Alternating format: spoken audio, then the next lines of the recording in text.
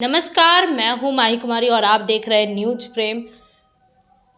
आपको बता दें कि अभी हाल ही में नितिन नवीन को भाजपा का राष्ट्रीय अध्यक्ष घोषित किया गया है। आपको बता दें कि खरमास से पहले राष्ट्रीय कार्यकारी अध्यक्ष के तौर पर उन्हें नामांकन किया गया था और इसमें कोई भी और लोग नामांकन नहीं लिए थे, यानी कि नितिन नवीन के पास कोई कंपटीशन नहीं था और बाजार अटकलों का खुल चुका था। सब कह रहे थे कि सूत्रों के हवाले से कि राष्ट्रीय अध्यक्ष नितिन नवीन जी को ही बनाया जाएगा और खरमास के बाद वही हुआ। जी हाँ, इस वक्त मेरी मौजूदगी भाजपा प्रदेश कार्यालय में है और हम हमारे साथ जुड़े हैं प्रभात मालाकार जी। हम उनसे जुड़ेंगे और जानेंगे कि उनका क्या कुछ कहना है इस पर।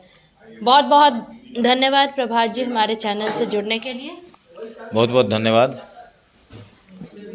हमारी पहले भी मीटिंग हुई थी, इसी बात पर हमने बात की थी। मैंने आपको पहले भी कहा था कि अटकलों का बाजार खुल चुका है। खरमास के बाद कहा जा रहा है कि नितिन नवीन जी को ही राष्ट्रीय अध्यक्ष बनाया जाएगा।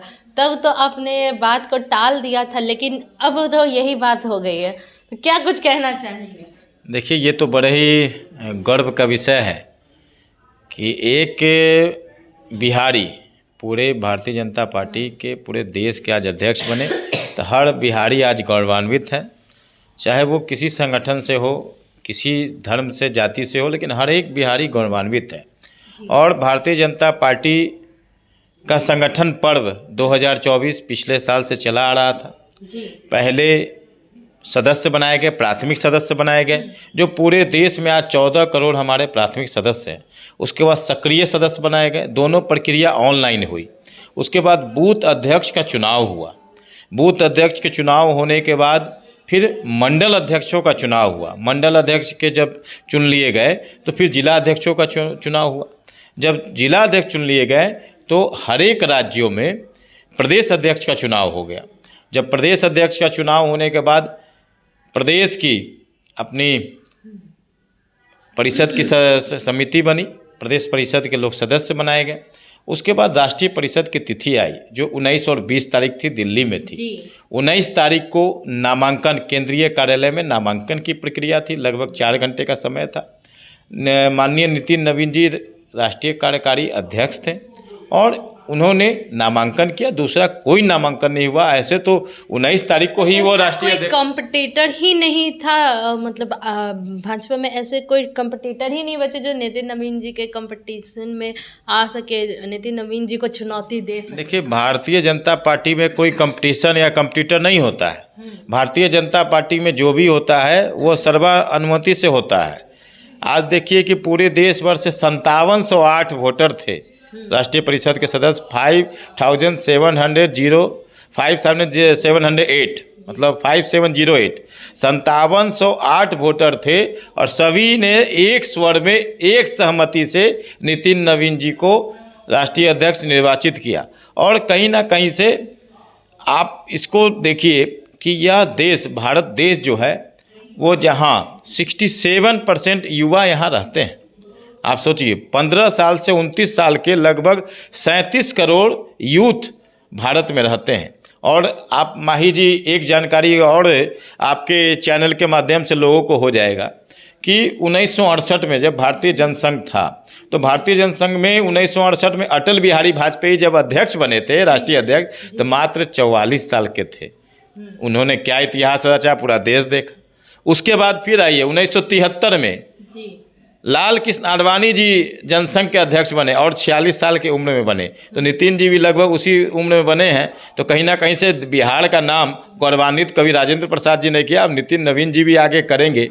और नितिन नवीन जी से पूरे देश को आशा है। आशा इसलिए है कि चाहे वो 2006 में पहली बार विधायक बने हो, उस समय से जो काम कर रहे हो विधायक का, मंत्री में लगातार जो विधायक, प्रशासनिक दक्षता का लाभ भी लोगों ने देखा है। साथ ही साथ वो सिक्किम के सह प्रभारी रहे, फिर उसके बाद छत्तीसगढ़ के सह प्रभारी रहे और लोकसभा चुनाव के समय प्रभारी होकर जो उन्होंने अपना प्रदर्शन दिखाया, जो अपना परफॉर्मेंस दिया, तो कहीं ना कहीं से संगठन के नजर भारतीय जनता पार्टी ही एक ऐसी पार्टी है। बात करें, अभी बंगाल चुनाव आने वाला है और ऐसे में अभी भाजपा में राष्ट्रीय अध्यक्ष के तौर पर इन्हें नामांकन किया गया और अब तो पोस्ट भी मिल गई है, तो क्या बंगाल चुनाव में अगर हार होती है भाजपा के तो क्या इनके मत्थे तो नहीं मरा जाएगा? कैसे हो जाएगा? अरे पूत के पांव तो पालने में ही दिख जाते हैं। नितिन नवीन जी कार्यकारी अध्यक्ष थे और अध्यक्ष होने वाले थे, और महाराष्ट्र में वैसे जगह पे हमारा मेयर बना जहां हम कभी कल्पना नहीं कर सकते थे। तो हमारा तो शगुन हो चुका है। और अभी 5 राज्यों के चुनाव हैं इस वक्त, चाहे पश्चिम बंगाल का चुनाव हो, चाहे आसाम में तीसरी बार सरकार बनाने की बात हो, पुडुचेरी में दूसरी बार सरकार बनाने की बात हो, चाहे केरल में मजबूत गठबंधन बनाकर अधिक से अधिक भारतीय जनता पार्टी की सीटें बढ़े वो बात हो, उसमें हम लोग, चाहे तमिलनाडु की बात हो, सभी में हम लोग बेहतर करेंगे। और नितिन नवीन जी ने तो इसका कई परिणाम दे चुके हैं। वो जब युवा मोर्चा के राष्ट्रीय महामंत्री थे तो कई उन्होंने रैली अधिवेशन में उन्होंने अपना परफॉर्मेंस दिखाया है। तो कहीं ना कहीं से नितिन जी के नेतृत्व में भारतीय जनता पार्टी एक नए नवीन के युग में बढ़ा है। और हम सभी के बॉस जो नितिन नवीन है, निश्चित तौर पर संगठन को और मजबूती मिलेगी नितिन नवीन जी के नेतृत्व में, और हम ये सब चुनाव भी जीतेंगे। पश्चिम बंगाल में हम 3 से 77 पिछले बार पहुँचे थे, और इस बार हम सरकार बनाने जा रहे हैं। निश्चित तौर पर इस बार हम लोग बंगाल में इस बार भाजपा राज करेगी। भारतीय जनता पार्टी राज करने के लिए सरकार नहीं बनाती है, सेवा करने के लिए सरकार बनाती है। हम भारतीय जनता पार्टी सत्ता के माध्यम से लोगों की सेवा करती है। तभी देखिए कि अब कर्तव्य पथ नाम हो गया, लोक भवन नाम हो गया। क्यों नाम हुआ? इसलिए कि हम लोग जनता के लिए अगर चुन के भी आते हैं विधानसभा में या लोकसभा में या सरकार बनाते हैं, तो जनता का काम कैसे बेहतर से बेहतर हो, समाज के अंतिम पायदान पर बैठा व्यक्ति भी सरकार के हर लाभ से लाभान्वित हो, इसलिए भारतीय जनता पार्टी के कार्यकर्ता काम करते हैं। और भारतीय जनता पार्टी के कार्यकर्ता तो 30 दिन 24 घंटा काम करते हैं। और नितिन नवीन जी तो यहाँ बिहार आए थे राष्ट्रीय कार्यकारी अध्यक्ष बनकर, तभी उन्होंने मैसेज दिया था कि राजनीति शॉर्टकट की चीज़ नहीं है, लॉन्ग रन की चीज़ है। और यही चीज़ उन्होंने दिल्ली से दौड़ाया कि राजनीति मैराथन दौड़ है, राजनीति 100 मीटर का दौड़ नहीं है। तो मैं आपके चैनल के माध्यम से यह भी कह देना चाहता हूं कि जो लोग आज बड़ी बड़ी गाड़ियां से और अच्छे कपड़े पहनकर और बहुत जल्दी चाहते हैं कि राजनीति में शॉर्टकट से वो अच्छे जगह पे पहुंच जाए, तो नितिन नवीन जी ने उन लोगों को एक तरह से चेता भी दिया है कि राजनीति अगर कर रहे हैं तो आपको समय देना होगा। महाराष्ट्र में बिहार भवन बनाने की बात कही जा रही थी, जिसमें मन से और कई लोग अपोज कर रहे हैं, एकनाथ शिंदे भी अपोज करते नज़र आ रहे हैं, और भाजपा और जेडीयू यहाँ पर महाराष्ट्र में बहस कर रही है। मतलब दोनों गुटों में कहीं ना कहीं एक देखने को मिल रहा है कि तालमेल नहीं बैठ रहा महाराष्ट्र में बिहार भवन बनाने का, जबकि भाजपा जेडीयू बार बार बनाने की बात कर रही है। तो क्या लग रहा है ऐसे में, क्या बिहार भवन बन पाएगा महाराष्ट्र में, और कितना ये सही है? देखिए, यह देश संविधान से चलता है, राज सत्ता से नहीं चलता है।